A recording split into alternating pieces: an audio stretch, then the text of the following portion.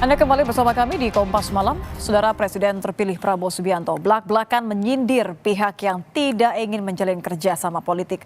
Prabowo menegaskan jika tak mau kerjasama maka jangan mengganggu. Pernyataan Prabowo disampaikan dalam acara Rakornas PAN di Jakarta. Ia menyebut Indonesia tak bisa dibendung kecuali jika elit-elitnya tidak bisa atau tidak mau bekerja sama. Prabowo mengaku akan tetap mengajak semua pihak bekerja sama membangun Indonesia dan mempersilahkan jika ada pihak yang hanya ingin menonton dari luar asal tidak mengganggu.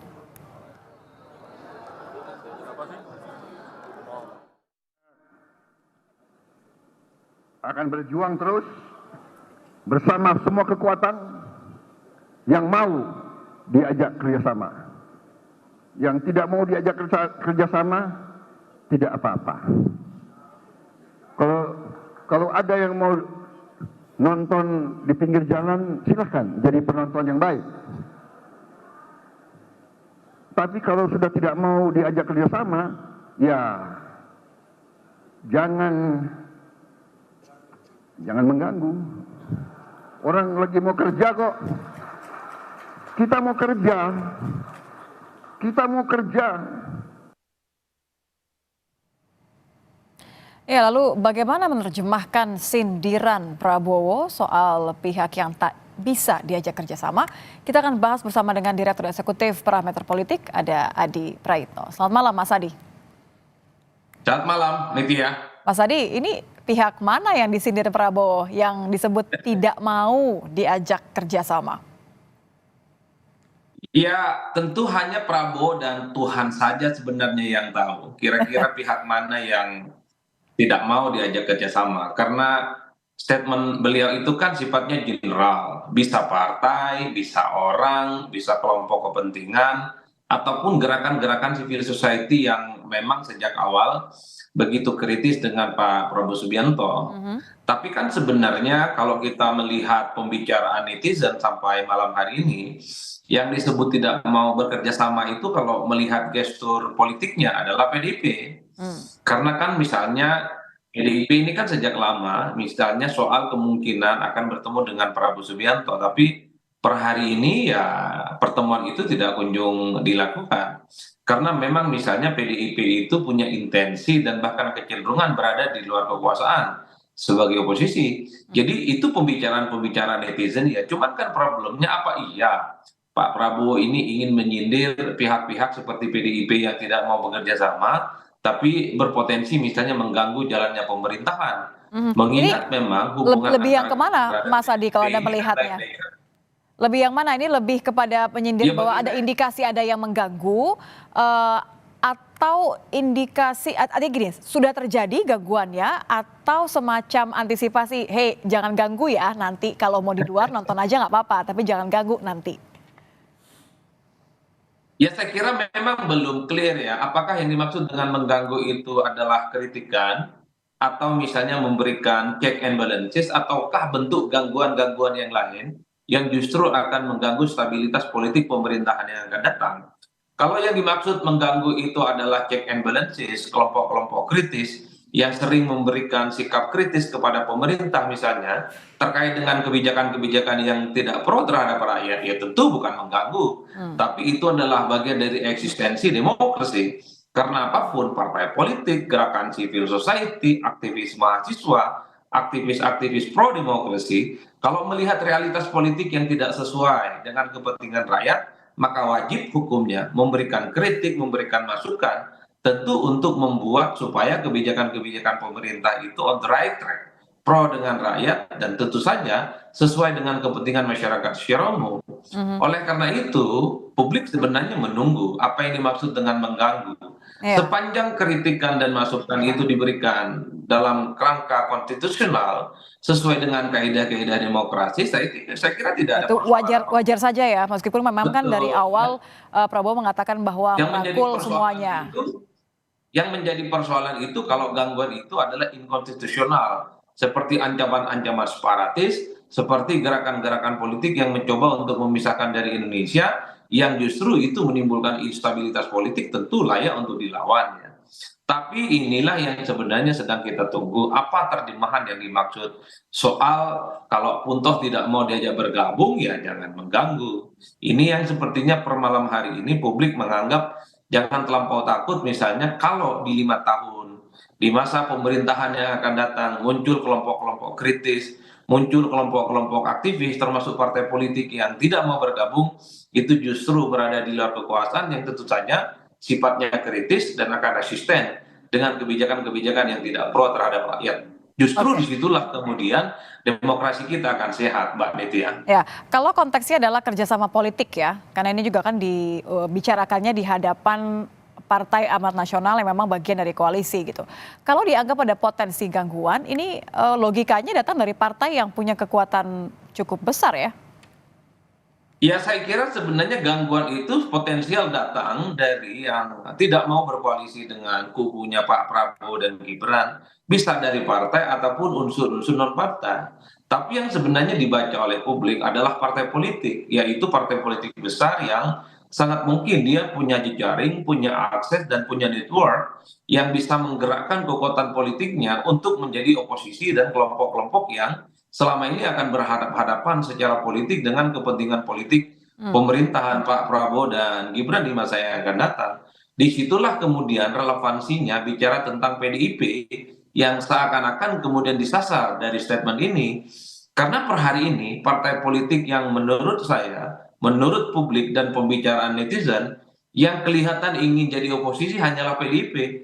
Kalau yang lain rasa-rasanya sudah sangat siap untuk melakukan kerjasama dengan Prabowo Subianto, Nasdem, PKB, bahkan termasuk PKS sekalipun, sangat kelihatan sekali bahwa gestur tubuh mereka itu Merapat. ingin bekerjasama dan menjadi bagian dari kubu pemerintah, tapi tidak dengan PDIP.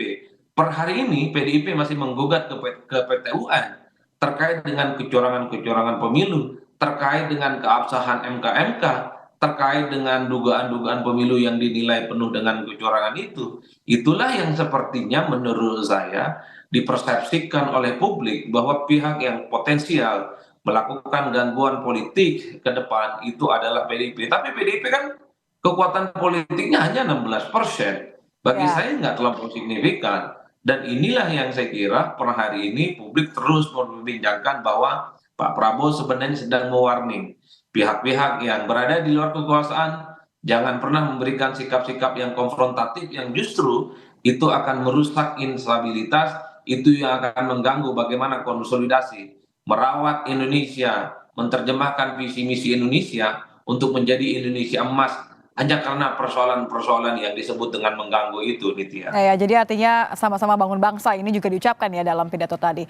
Ada dua sindiran yang disampaikan kemarin ya Mas Adi. Yang pertama adalah tadi soal kerjasama, kalau mau nonton nggak apa-apa tapi di luar aja.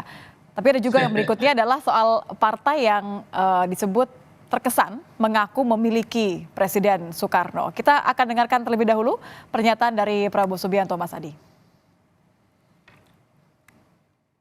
Di balik itu, saya merasa ada 3 presiden yang mengendorse dan mendukung saya. Pertama tentunya, udahlah nggak usah malu-malu, Presiden Jokowi, ya kan? Juga didukung oleh Presiden ke-6, Pak SBY. Itu juga terang-terangan kan?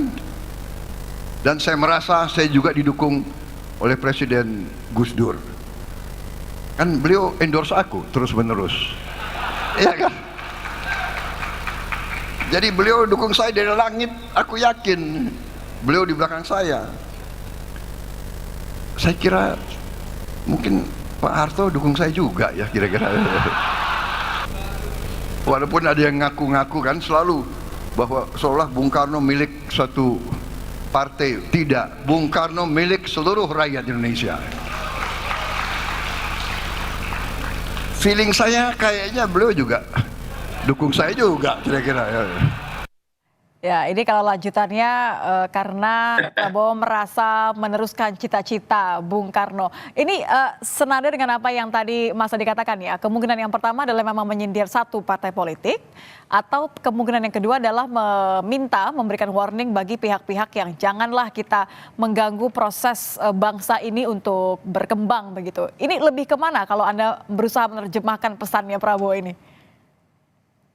Kalau saya membaca dua konteks. Pertama, Prabowo itu sebenarnya ingin menegaskan kepada publik sebagai presiden terpilih, sebagai presiden definitif dalam Pilpres di 2024. Sebenarnya semua mantan-mantan presiden di negara ini secara langsung ataupun tidak langsung memberikan dukungan politik kepada Prabowo Subianto. Maka tidak mengherankan kalau kemudian yang disebut itu adalah Jokowi, ada kemudian SBY, ada Gus Dur, bahkan sempat berkelakar.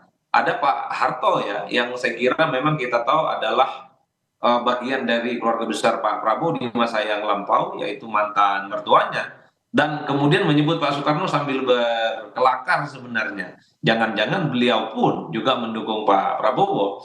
Bagi saya jelas itu mentionnya. Karena selama ini bahwa satu-satunya partai politik yang sangat identik dengan Soekarno, yang mereplika dari bagian politik Soekarno, platform politik kepentingan partainya adalah mereplika Soekarno. The one and only hanyalah PDIP, bukan yang lain.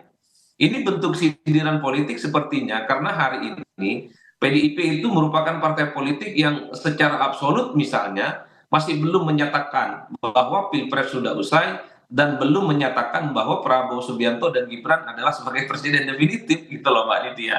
Ini saya rangkum dari pembicaraan netizen. Oleh karena itu, kalau kita iris satu-satu pernyataan Pak Prabowo soal jangan pernah memberikan gangguan politik kalau ingin berada di luar kekuasaan, soal misalnya Soekarno itu bukan hanya milik kepentingan partai politik tertentu, pastinya publik ini memberikan satu kesimpulan. Ini sepertinya nyindir halus dan nyindir tipis kepada PDIP yang per hari ini sebenarnya adalah partai politik yang menurut saya darah perjuangan napas mereka adalah mereplika kepentingan, visi misi, dan pikiran-pikiran dari besar dari Bung Karno sebagai proklamator Indonesia. Oleh karena itu sebenarnya tak ada yang salah dari pernyataan Pak Prabowo.